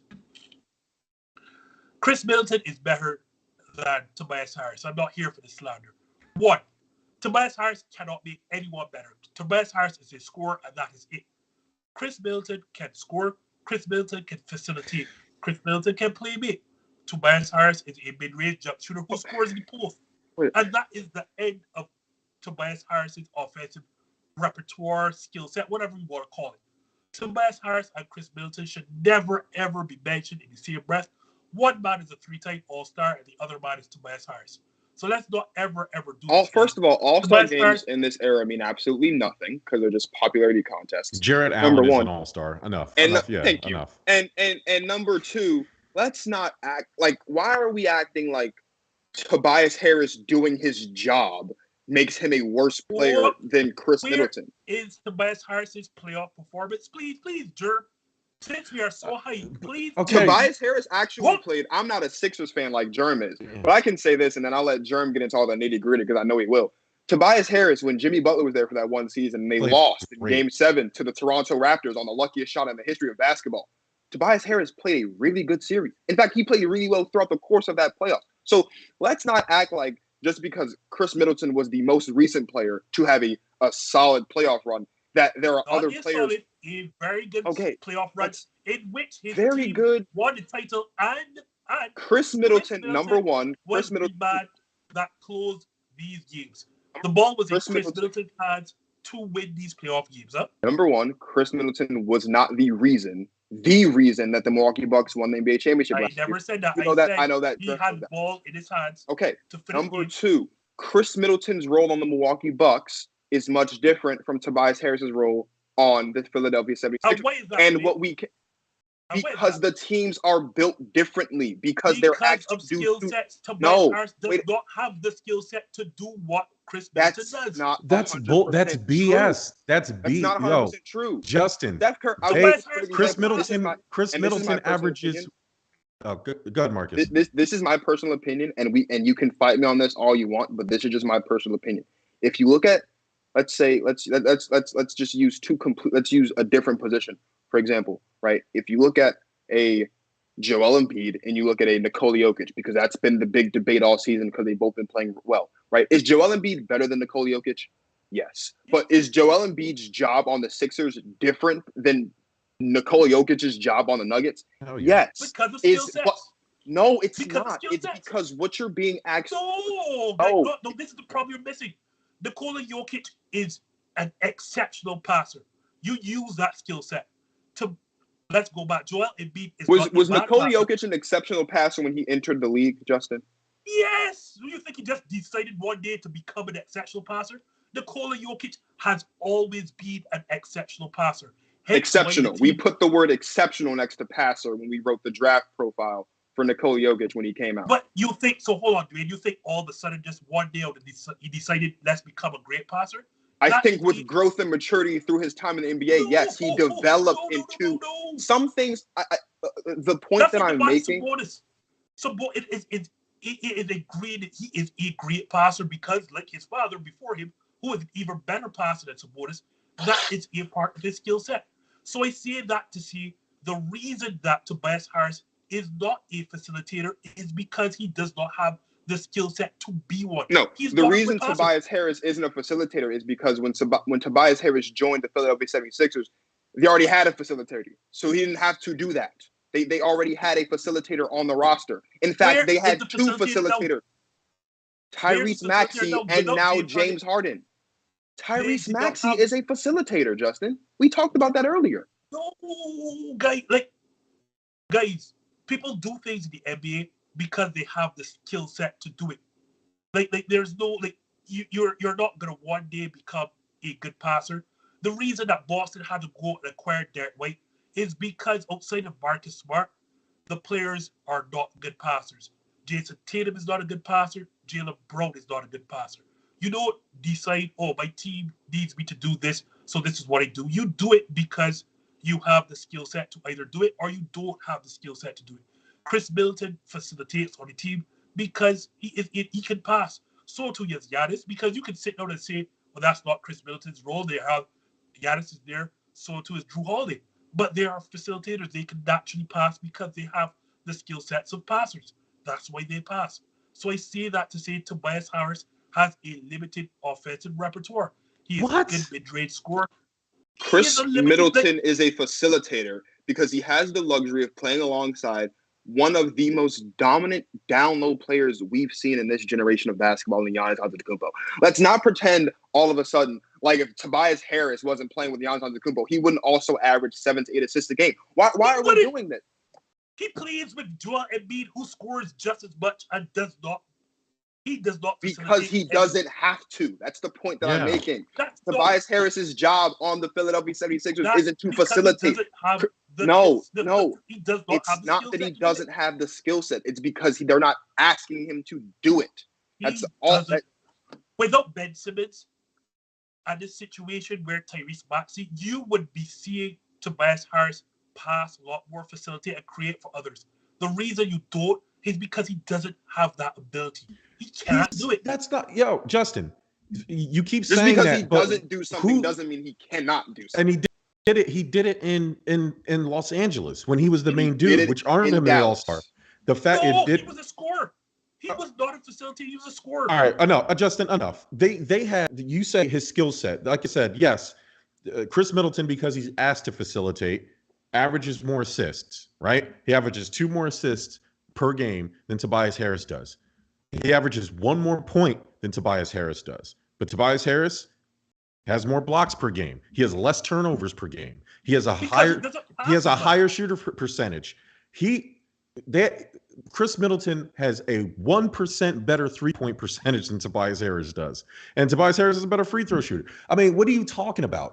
So your own that is basically Chris Middleton's a 3-time All-Star. And that's because Giannis is carrying him and the Bucks to championships and finals appearances and all that other stuff.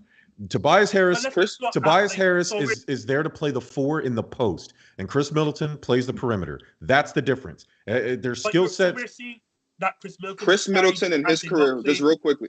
So you're seeing that Chris Middleton did not play. He played well, but you're saying you're giving playoff success. Is James Harden a lesser player because he doesn't have postseason success? Is Aaron Rodgers not a top 5 quarterback of all time because he only has 1 Super Bowl? I mean, it's like you're giving your argument is the 1 playoff game that he played well. We just gave Ben Simmons his. Come on, guys. Like Chris Middleton played an extremely huge role. Okay, all right. Winning a title. Like, so that makes Tobias Harris bad. I don't understand. No. Sorry, I hate this because as I said, when you compare 2 players, you're often making the other player look bad. So let me say this quickly. I do not have a problem with Tobias Harris. I think Tobias Harris is a good player. I just don't think Tobias Harris is as good as Chris Middleton. Let's put that there quickly. In his career, Chris Middleton averages 3.7 assists. Tobias Harris averages 2.3. Like you are painting a picture that Chris Middleton is a light years better facilitator, and the difference is an assist and a half. It's an assist and a half difference between Tobias Harris and Chris Middleton primary on his career. And that's one of his primary duties on that team. Right, and it's an assist and a half. And Chris Middleton's okay. That's to show you what I mean by skill set, right? When the Milwaukee Bucks are closing games, we all know the ball goes in Chris Middleton's hands. Why do we think that is? Because that's his job. Because Giannis isn't a closer, and that's his job. But because for so long in Milwaukee, Giannis. Wait, you asked the question I'm answering. The reason why is because well, it's not as rhetorical as you think. The reason why is because if you look at the history of the Milwaukee Bucks, for so long, Giannis was not the prolific scorer that he is now. Giannis could not close basketball games the way that we have seen him be able to grow and develop the ability to close basketball games in the last year and a half of his career. So Chris Middleton was asked to do that. Tobias Harris isn't asked to do this because from the time that Tobias Harris has been in Philadelphia, there has always been a closer on the team. Whether it was Jimmy Butler or Joel Embiid, there was always a closer. So he didn't have to do that. That doesn't mean by default now that Tobias Harris or Chris Middleton is better than Tobias Harris. So let me educate my viewers. The reason that Chris Middleton is asked to do this repeatedly over and over is because he has a skill set to do it. A, he can create his own shot. But what a lot of us don't understand, and we've been ruined by watching particular basketballers who have passed away, so I won't sully his name on my show right now, is that we don't understand when you give the ball to somebody to close their games, they also have to have the ability to make plays that go beyond just putting the ball in the basket. I.e., they have to be able to make the right pass and the right pass to the right players to make particular shots, which is facilitating or playmaking, whichever term you want to use. Chris Middleton is put in this role because he has the ability to create his own shot, to hit his own shot, and to actually facilitate as well. Tobias Harris, and yet for all of that, hold on, Marcus. Even for all of that, he still only averages 1 point, not even a full point more than Tobias Harris. You talk about skill sets. Do you know why Middleton has to do that? Because he can't play in the post, which is why, and Tobias Harris gets 7-8 a game. Right? Chris Middleton can't do that. Chris Middleton can't do that. So again, it depends on what you want. Yeah, like closing game, the Tobias can get his own shot fine. He's a better mid-range shooter. And Chris Middleton's a better three-point shooter. There's give and take. My argument was they're virtually the same player. There's no way that Andrew Wiggins and Chris Middleton should have been all-stars over Tobias Harris. Like it's like Tobias Harris should be punching the air right now. The problem is it's his contract, and that's what people are holding against him. That's the only thing. Because if you take that away, he's been perfectly fine. And he's a better defender than Chris Middleton.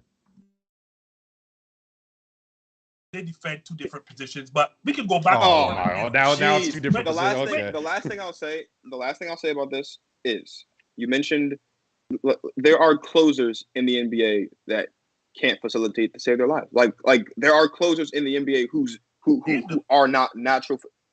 Kevin Durant is a closer and he's not a facilitator.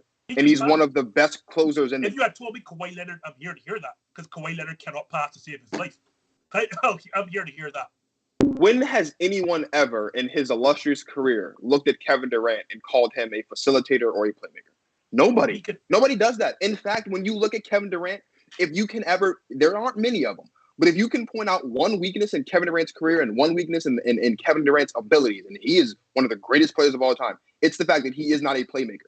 So let's not act like just because Tobias Harris can't facilitate when he only averages one less assist in his career than Chris Middleton does, that he's not as good a closer as Chris Middleton is. When one of the best closers, closers, I won't say for your generation because you're a little bit older than me, a lot bit older than me. One of the best closers of my generation of basketball is Kevin Durant, and Kevin Durant's not a natural facilitator. He's not a natural playmaker.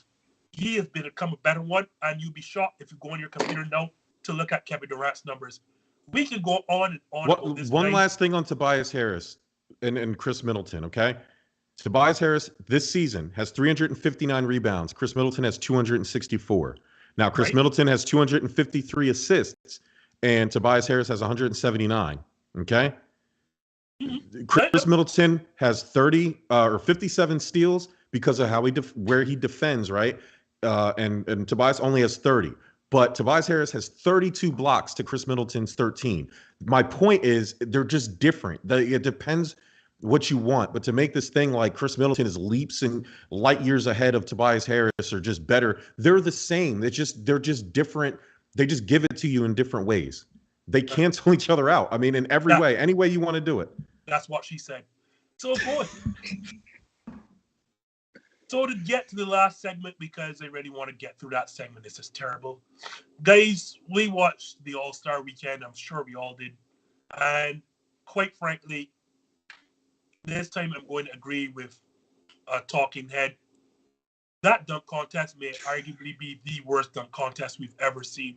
I'm not even going to start with any one person. Just throw it out there. How do we change All-Star Weekend? Does it need to be changed? Do y'all have solutions? Like, I don't know. So I'm just going to throw it to y'all two guys. I thought about this. I can fix All-Star Weekend.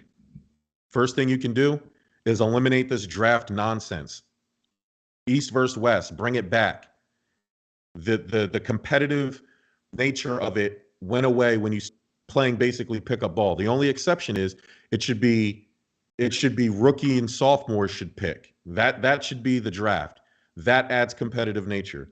There don't the 14 thing was pretty cool, but you need to lessen the competition. You should make this all-star. You don't need a bunch of alternates. Lessen the teams. I would have less players on the team. I would have 10 all-stars each conference. That's it. 20 players pool. Make them earn it. Okay. East versus West. I like the because the games were competitive. The playing to certain numbers for each quarter for money, all that stuff worked out. We got a really good game towards the end there. They played better defense earlier on. So the game itself doesn't really need to be fixed other than adding extra incentives, but I would go back to the East versus West instead of this drafting nonsense. 3-point contest. Add WNBA players. Add guys like Del Curry. Add people from the past winners because a 3-point contest would be better. Get Reggie Miller out there. I would love to see Reggie Miller versus Klay Thompson. I would love to see Sue Bird out there shooting threes. Add the W and don't do separate and put them in there. Put everybody in there.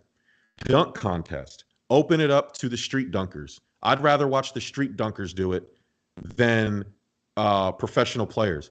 Or hold it to just the young guys, the young dunkers. Like Obi Toppin winning it is cool, I guess. But open it up to the young dunkers and the street dunkers and offer a signature shoe deal from Nike, Reebok, whoever.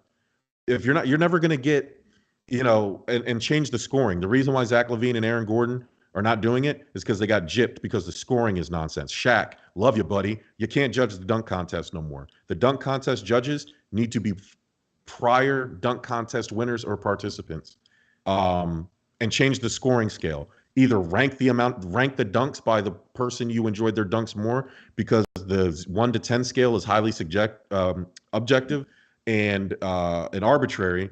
Because Dwayne Wade basically fixed the dunk contest so his boy could win it.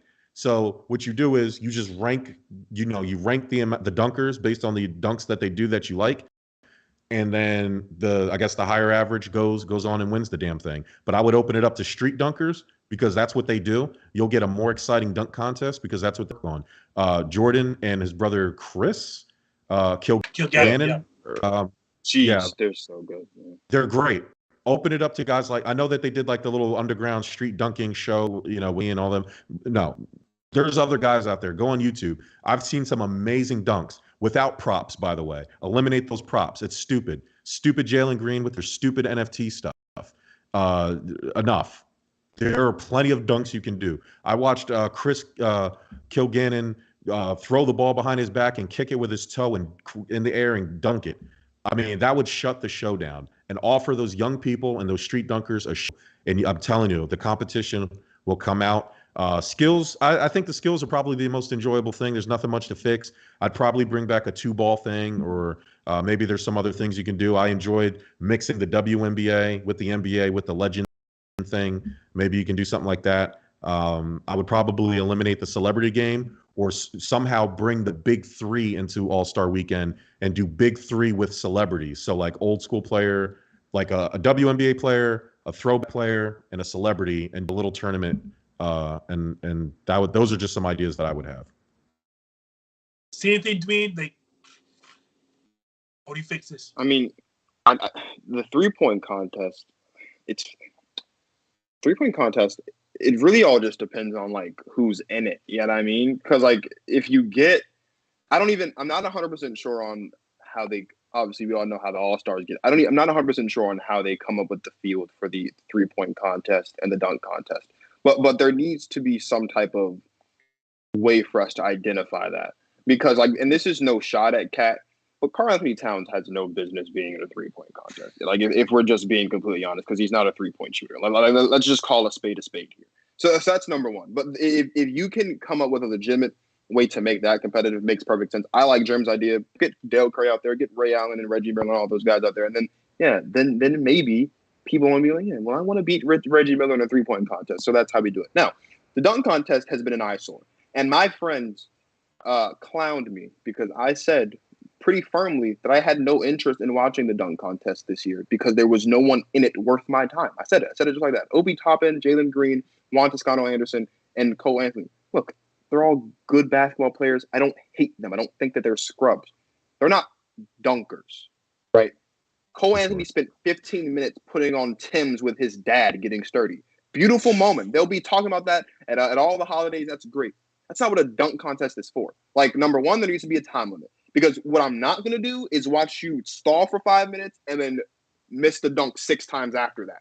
That's number one. There needs to be a time limit because they're just taking too long to dunk. Number two, none of these guys are creative.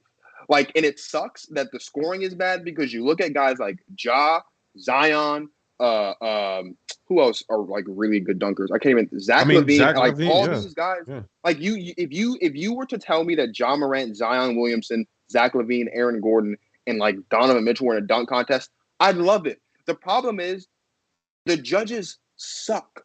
Like, you either need to get there needs to be a way to properly the 1 to 10 thing. I think has always been bad because it's always subjective. Like, I could watch a dude, and this is just all the top of my head. I could watch a dude do 6 backflips and dunk it and think that's crazy. And German people are like, oh yeah, well, whatever. Like, I can do 6 backflips. Like, you know what I mean? Like, it's based on what you think. Like, there needs to be a criteria. What's a 1? What's a 10? Like that's how it needs to work. And most importantly, none of these, clearly the people you're picking aren't creative enough. And you've ran off all the creative people from wanting to do it. So give people a list of dunks to do. Each round, you have a set of dunks. So, like, okay, this round is the windmill round. This round's between the legs. This round's off the backboard. These are your rounds. Each round, you have to do a dunk that consists of this, and we'll rate you off of that. That's how you do it. Because other than that, we watched Derrick Jones Jr. 2 years ago do 4 between-the-leg dunks. All of them were the exact same. They were between-the-leg dunks just from different angles and different distances away from the basket, and he won the dunk contest. He didn't prove that he's an elite dunker. Like, that's not exciting at all. Now, the only thing I will say is the celebrity game, I agree, should just be done away with. I don't think we've had a good celebrity game in a long time. Last year's was kind of entertaining, but it wasn't like a good game. I like Jerm's idea, throwback player, WNBA player, and just, one celebrity, put them on the team and kind of do the tournament thing. The skills challenge I've always enjoyed because it's always interesting to kind of see how they do it. The All-Star game, I don't hate the draft. I just think it should be less players. Like, if you're going to draft teams, just make it less players. Because what's going to end up happening is eventually, like, at some point, there's just going to come a time when, like, they're going to clown around anyway because it's an exhibition game. You don't need, 14 All-Stars in 2 teams of 8 or whatever it is. Like, you don't need that. Like, just 10 guys, draft your 10 guys, let that be that, and let it be what's going to be. But the really big eyesore was really just the dunk contest. Like, that was the most – Kareem Abdul-Jabbar, who I think is the 3rd greatest player to ever step foot on a basketball court, got up and left after Jaylen dunk windmilled it from the side because it just wasn't interesting. So no, he ended up doing it after missing 27 attempts of whatever the hell he was trying to do. Like, why are we doing it? So, like, there needs to be a time limit. I think the best way to do it, like I said, okay, round 1, the windmill round. Round 2, between the legs. Round 3, you can use a prop if you want, or whatever, however you want the rounds to be. Write down or figure out how you're going to have it scored. Get Shaq out of here. I love Shaq, but get Shaq out of here because he's been dunked. There needs to be as little objectivity as possible. They had the wheel one year. They tried that. You spun a wheel or whatever it was. The one thing I was going to say about doing that, the reason why I wanted to East versus West, also what you do is and how you bring out competition is whoever wins the final or the All-Star MVP, his team hosts the next All-Star game. That's how you get people to play harder, or whoever wins the dunk, however you want to split it up, like whatever, like you have to award the city, because these players can donate money to charity, like that's not going to get it done, but getting the pride of these things. You have to do that. Like a guy would play harder if he knows his city's gonna get the All-Star because of the economic advantage that holds. Cleveland, you were never allowed to host an All-Star game again. That was awful. It was just the worst. I'll say this, guys. The only change that I can see is worthwhile, and I don't know how they get this done. You've got to get star power back into the dunk out. Like, I've grown up watching Jordan win dunk outs, Vince Carter win dunk outs, obviously. You know, like, you need big names in the dunk out, or it just is not going to matter. I mean, obviously, we got away with one with Zach LaVine and Aaron Gordon, who aren't exactly the biggest names. But it was so good, and those aren't the biggest names. But like you said, you need Zion Williamson whenever he's healthy. You need a Ja. You need big names in the dunk out because like stars drive everything, and I don't know that you could have a dunk out with just with players that the average man doesn't know. Cole Anthony ain't getting it done. And let me just say this too, and this is something I think maybe could heighten that level of competition. Why is it that someone wins the dunk contest and then they're not in it the next year? Like, at the very least, and even the three-point contest too, like, at the very least, I feel like that gives you a little bit of incentive to be like, okay, let's say Obi Toppin to the dunk contest next year. Well, the other three guys are going to want to beat Obi Toppin because he's the reigning dunk contest champion. Same thing with the three-point contest. Like, okay, Steph Curry won last year, or Karl Anthony Towns won this year. Okay, so next year now everyone wants to beat Karl Anthony Towns to become, like, you know what I mean? Like, even that little bit, like, okay, like Jerm was right. These guys, if they want to, they can donate hundreds of thousands of dollars to charities anyway. And while I like it because it does add a little bit of competitiveness, I still think that you could do, because like eventually what's going to happen is people are going to be like, okay, yeah, well, I can literally just take a game check and donate it to the local YMCA, and then that outweighs whatever the All-Star game donates. So, like, you know what I mean? So, but adding incentives is really what you need, because at this point, it's just becoming a break from basketball, which is what people are taking it as. Like, and I think that's one of the reasons why the stars aren't playing, is because they're just taking it as a break from basketball to just kind of sit back, spend time with their families, enjoy the extended break from back before they get back into the push stretch. You know what I mean? Like, you got to figure out a way. These are still people. They like being incentivized. And you know what? If you get some WNBA players in there, you might make it even more a little bit competitive as well, because then these NBA guys are going to be like, look, we can't let the WNBA players come here on our All-Star weekend and show us up like that. Like, you have to figure out as many ways to motivate these guys as possible, because right now it's just what us regular Americans call Saturday and Sunday. 2 days off of work is what the All-Star game has become. It's 2 days away from work so that they can spend time with their family before they have to go back in on Monday. That's all it is. Well, guys, I don't want y'all to take a break away from these two other gentlemen, so please, Jerm, start first. Plug yourself so my viewers can find out how to find you and to become your subscribers as well. Yeah, you can check us out on YouTube at Give Us a Shot Network, www.youtube.com/Give Us a Shot Network. You can find stuff about sports, my show that I co-host with my homeboy, my brother Bert, at Stuff About Sports on Facebook and Instagram, hashtag Stuff About Sports in your tools, and you will find us. And if you can't find us, that means you weren't looking hard enough. Same thing, Dwayne Marcus. How do they find you, and what do you have coming up next? GTP Marcus on just about everything. I think I'll be on Stuff About Sports this Wednesday. So that's where you can find me. Outside of that, I am done with production for a bit. I'm taking a break from the world of sports. For how long, I don't know. I will definitely be back before the playoffs start in the NBA, that's for sure. So if I'm not back before April 16th, do know that on April 16th, I will be back, because that's the first day of the playoffs. But outside of that, you'll either find me on here every Monday or with Jerm and Bird on Wednesdays, or maybe someone else will ask me to come on their show, and I'll be moonlighting as a guest, but you won't see or hear anything out of me. Now, the one thing I do request, and I've been making this request for a long time, and no, Justin, I'm not going to steal your spot as the host, although me and Neil are working on that anyway.